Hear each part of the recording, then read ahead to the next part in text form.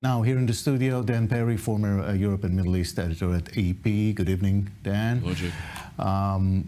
People are confused. There are like positive reports coming out of Cairo and Qatar and the States, not so much in Israel. Where do we stand on this deal?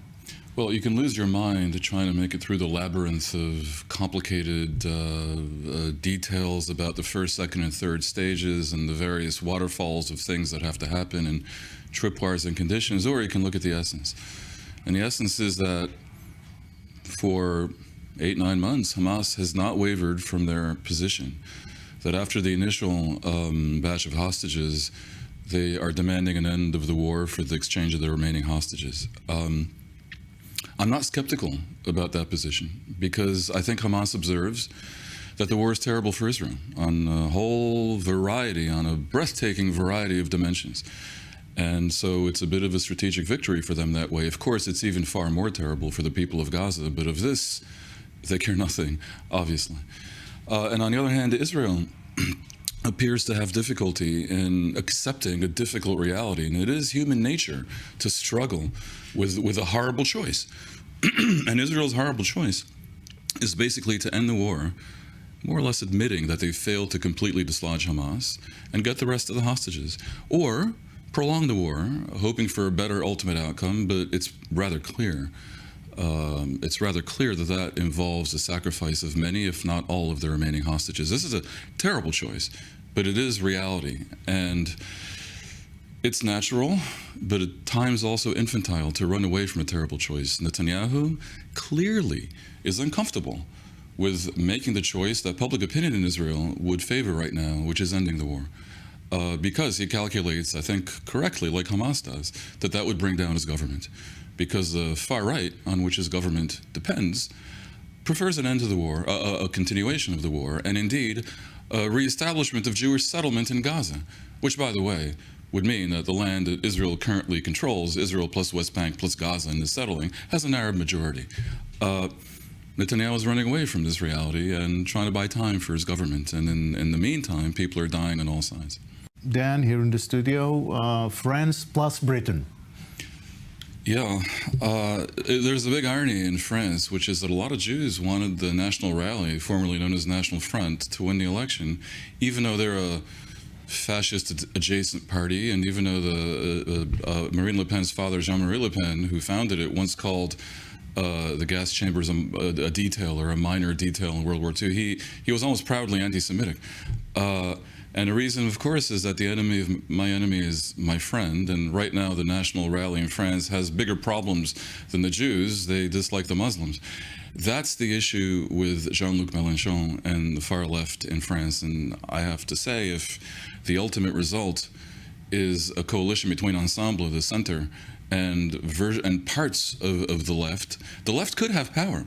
And that could make it difficult for Macron to execute a pro-Israel policy. I'm not completely sanguine about that issue. In Britain, again, a hugely interesting election result. Everyone talks about a Labour landslide, but in fact, that's just because the right splintered. And in their electoral system, that guarantees a victory of the other side. But Starmer only got about 1.8% of the vote, more than Corbyn, and a lot less than Corbyn got in a previous election. It's not by any means a strong mandate for the Labour Party, and one of the reasons why they didn't get as many votes as they thought is because of a rebellion by leftists and Muslims who ran basically a pro-Palestine ticket.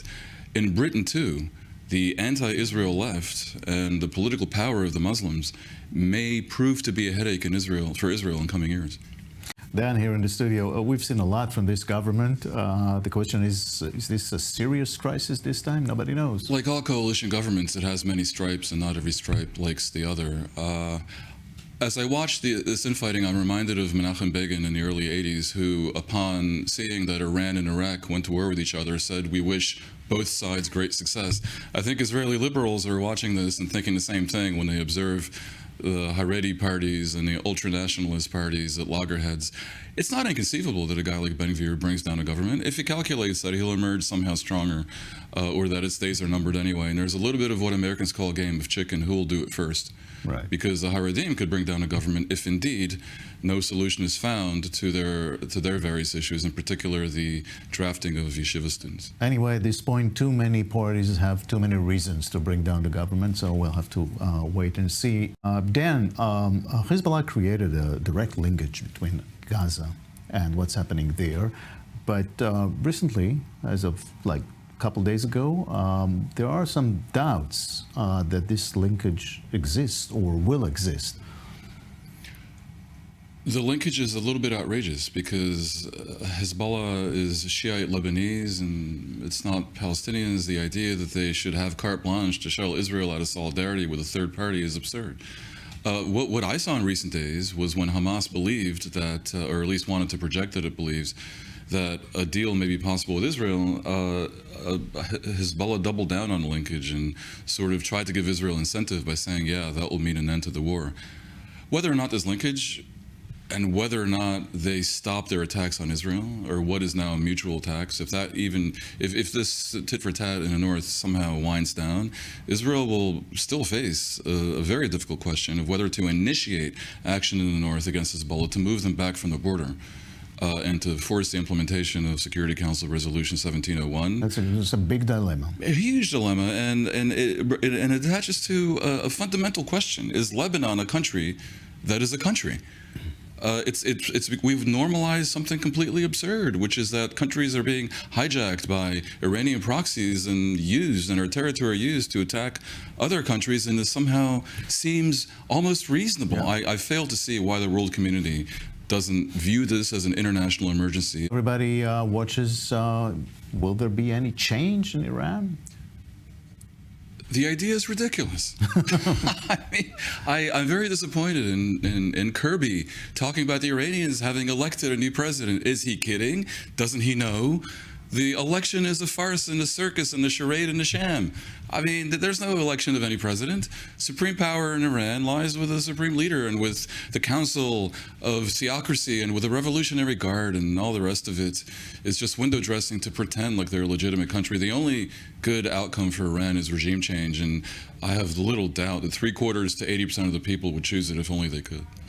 You want to tell me that the Iranians fooled the Americans again? Hard to believe, but so it would appear. Yeah. Dan, this is the kind of thing that when we were talking about miscalculations or some sort of deterioration or escalation, this is the kind of thing that could cause this. Yeah. Without doubt, what Hezbollah has been doing is an outrage, and we've said that many times. However, often unremarked is the fact that they are trying to calibrate it so that they don't kill too many people. They clearly have the ability to cause greater damage than they've caused, given the amount of projectiles that they have sent. And the concern has been that, as we said before, that it's some errant shell hits a kindergarten or something like this.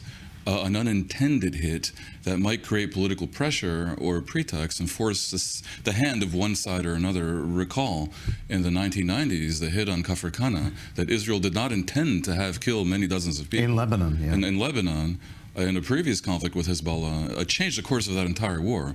And the same thing could happen here. Turkey now, Turkish President Erdogan is in the NATO summit in Washington, D.C. I24 News' Nicole Sere, good evening to you.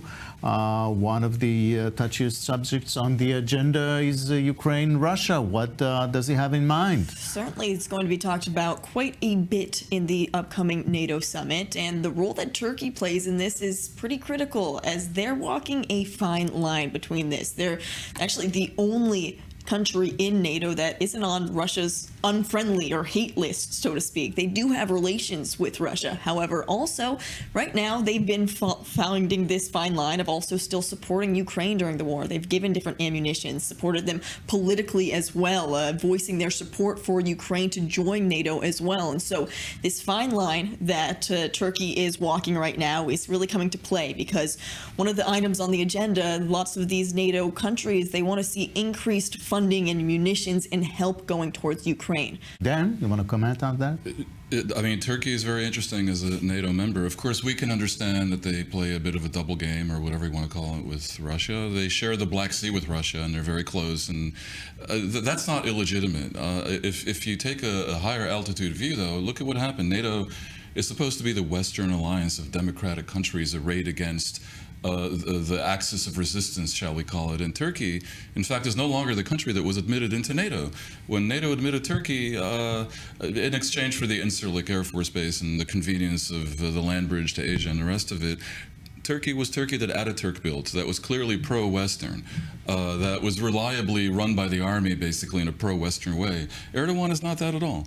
Erdogan could turn on a dime and be allied with Russia, as we see, and yet he's a NATO member. Is this NATO member a friend of NATO? I'm not entirely sure. Remember that NATO's big success was the expansion to Finland and Sweden over the past year or so. He opposed it and barely allowed it. So Turkey's a big problem, but it's not even number one problem of NATO. The number one problem that will cast a pall on this entire summit in Washington is what happens if Trump is elected in November, and there's every chance that he will himself seek to undermine the alliance led by the U.S. That's a bigger issue. A smaller issue, or actually a stickier issue, but a small country, Cyprus. What's going on with this? A small country that still Turkey has big eyes on, because when it comes to this, they're warning basically Cyprus not to get involved when it comes to Hezbollah and the war that's kind of looming over in the north. Erdogan is very, very vocal. He continues to support the Palestinian resistance and the axis of resistance, so to speak. Cyprus, on the other hand, also says